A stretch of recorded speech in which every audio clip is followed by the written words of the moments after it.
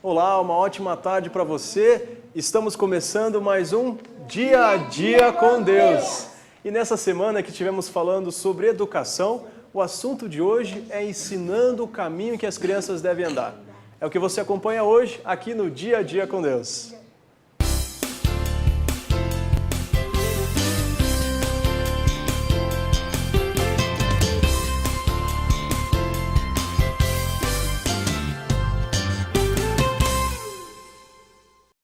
Ao longo dessa semana, aqui no Dia a Dia com Deus, nós estivemos falando a respeito de educação. E para fechar esse tema, o assunto de hoje é o caminho em que a criança deve andar.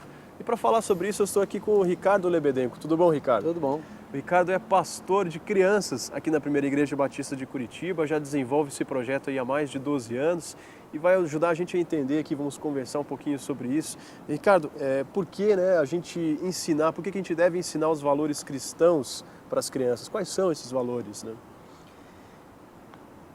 Os valores da sociedade, a criança aprende sozinha.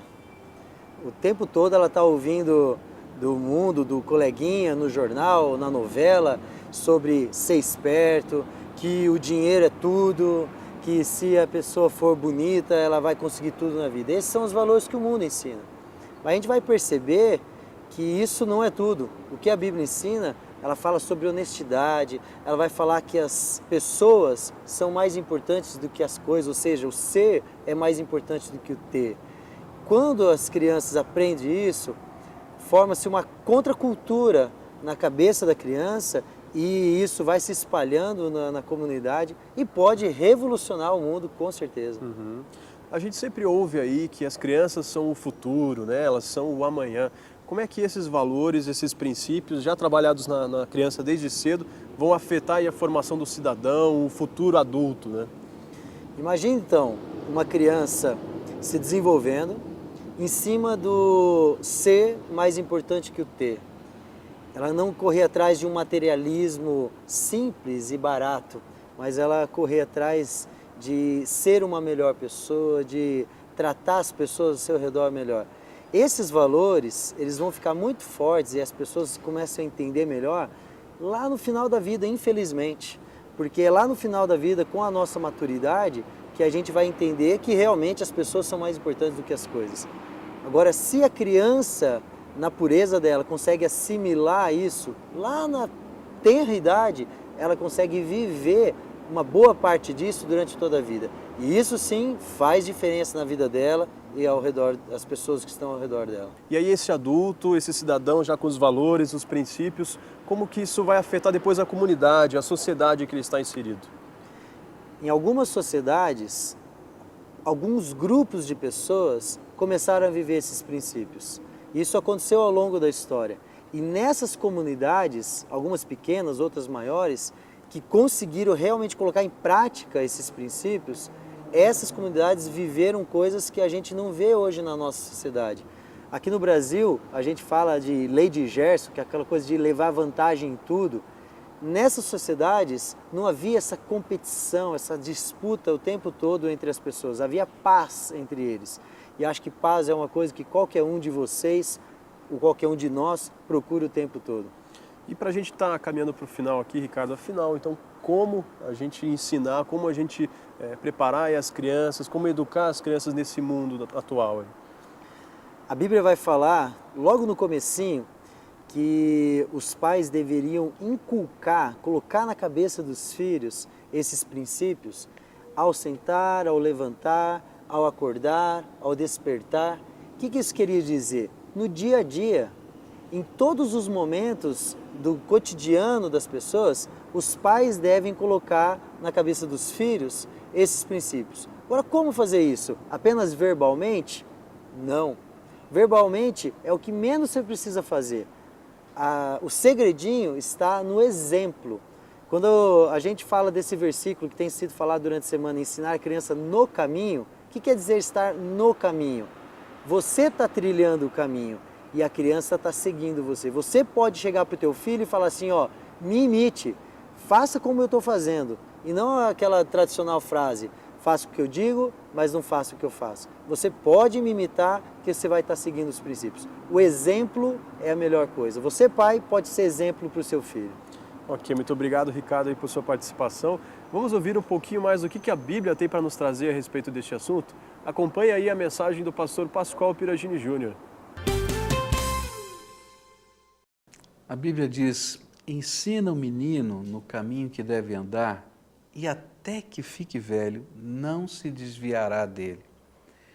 Quando a gente pensa em educação, a gente não pode pensar apenas em escola, a gente não pode apenas pensar em conteúdos programáticos, ou só filosofia, ou só valores, mas tem um aspecto da educação que eu queria desenvolver hoje, que é a nossa responsabilidade de formar no coração dos nossos filhos, das crianças, o conceito de Deus.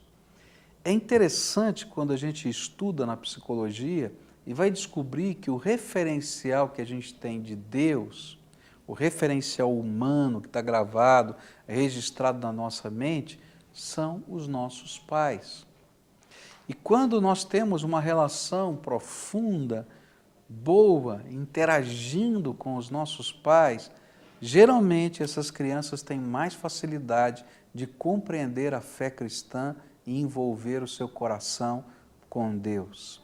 Mas quando essa relação dentro da casa, ela é ruim, ela é quebrada, ela é cheia de amargura, cheia de dor, então nós vamos descobrir dificuldades tanto no relacionamento crescendo, na forma de rebeldia, agressões, como também no afastamento de Deus e de todo o princípio de autoridade. É por isso que a Bíblia bate nessa tecla, que é responsabilidade da família, dos pais, dos seus queridos, semear a semente de fé no coração dos seus filhos. Eu fui tremendamente abençoado por nascer num lar em que os valores da fé eram tremendamente importantes. Mas mesmo assim, com 12 anos de idade, eu comecei a questionar a minha fé, se essa fé era minha ou era apenas uma tradição que eu tinha recebido dos meus pais e dos meus avós. E foi nessa época que a minha avó teve um papel tremendo na minha vida. Ela começou a perceber isso no coração do seu neto, e começou a procurar alguma coisa que pudesse me ajudar a entender o valor da fé. Ela começou a ir a todo grupo de jovens que se reunia para orar, para ler a Bíblia, para cantar. Aquela velhinha ia porque ela estava pensando no seu neto de 12 anos de idade. E um dia ela me levou num desses lugares. E ali eu ouvi uma mensagem, um testemunho, um depoimento de um jovem que dizia que Deus falava com ele. E aí fiquei tremendamente impressionado com aquilo. E fiquei pensando, se Deus de verdade pode falar com alguém, eu quero ouvir, eu quero conhecê-lo. E me lembro que fui para minha casa, subi no meu quarto e comecei a buscar a face de Deus em oração. E queria saber se Deus podia falar. Fiquei esperando um raio, um trovão, um anjo aparecer. Nada disso aconteceu, meu joelho começou a doer e eu fiquei pensando, rapaz, você é criança mesmo, como é que pode ser? Você está aqui esperando alguma coisa assim, vê se cresce. Mas naquela hora, Deus falou no meu coração, mas eu não conhecia a voz de Deus, Ele disse, olha, abra a Bíblia e eu vou falar com você. E eu abri a minha Bíblia. E quando eu abri a Bíblia, Deus começou a falar no meu coração, eu pude sentir a presença dEle. Eu me lembro que tremia da cabeça aos pés, porque Ele revelava coisas que tinham a ver com a minha vida e com a minha história. Foi nesse momento que eu imaginei que talvez eu estivesse vivendo uma coincidência. E aí insisti com Deus pela segunda vez, e Ele falou comigo a terceira, e dali em diante, para o resto da minha vida até hoje, Deus tem falado ao meu coração. Eu quero dizer para você que meu pai, minha mãe e os meus avós foram os grandes mentores em termos de fé que eu tive na minha vida. eles me ensinaram um caminho que não era apenas o caminho da educação no sentido formal, um conhecimento a respeito de Deus ou quem sabe de coisas da vida. Mas eles me ensinaram que Deus pode falar conosco e que a gente pode ouvir a voz dele, que Jesus é real, que ele enche o nosso coração, que a gente pode viver uma experiência com ele. E foi na base desta fé que eu fui crescendo. Me lembro do dia em que eu recebi o chamado para ser pastor e foi tremendo para mim, porque eu disse para os meus pais, desci para dizer, olha, papai, mamãe, Deus está me chamando para um ministério, para ser pastor, eu não sei como vai ser isso, não estou entendendo bem, mas Ele está me dizendo estas coisas aqui em Jeremias capítulo 1, e contei toda a experiência para eles, e lá naquele texto dizia assim, que quando eu tinha sido gerado no ventre da minha mãe, Deus já havia me separado para a missão profética. E quando eu comecei a ler esse texto para eles, eles começaram a chorar. E meu pai me abraçou e disse assim, filho, eu quero te contar uma coisa que nós nunca dissemos.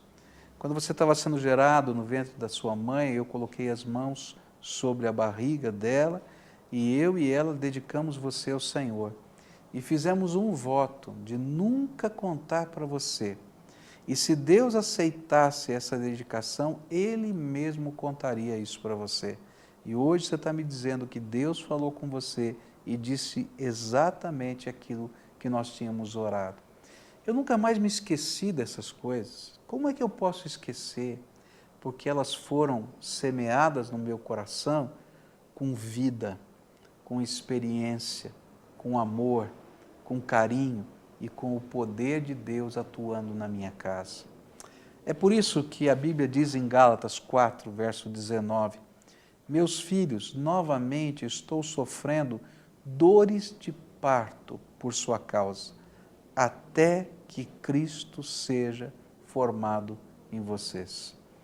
Essas eram as dores que os meus pais viveram, meus avós viveram, até que Jesus pudesse estar dentro do meu coração e da minha vida. Seu filho precisa de muitas coisas. Você tem sonhos para ele no futuro. Mas eu quero dizer uma coisa, você, a sua casa e os seus filhos precisam de Jesus. Não apenas uma religião, não apenas uma tradição, mas do Deus que nos ama, que fala conosco e pode morar no nosso coração. Que Deus abençoe você e que Cristo seja gerado dentro do seu coração e do coração dos seus filhos. E este foi mais um Dia a Dia com Deus. Você que deseja entrar em contato, mandar a sua crítica, sugestão, elogio, acesse o nosso site www.diaadiacomdeus.com.br. Você que deseja conhecer um pouco mais sobre a Primeira Igreja Batista de Curitiba, ligue para a gente. O telefone é o 41-2106-4347. E para você e sua família, que Deus abençoe e um ótimo final de semana. Nos vemos na próxima. Tchau!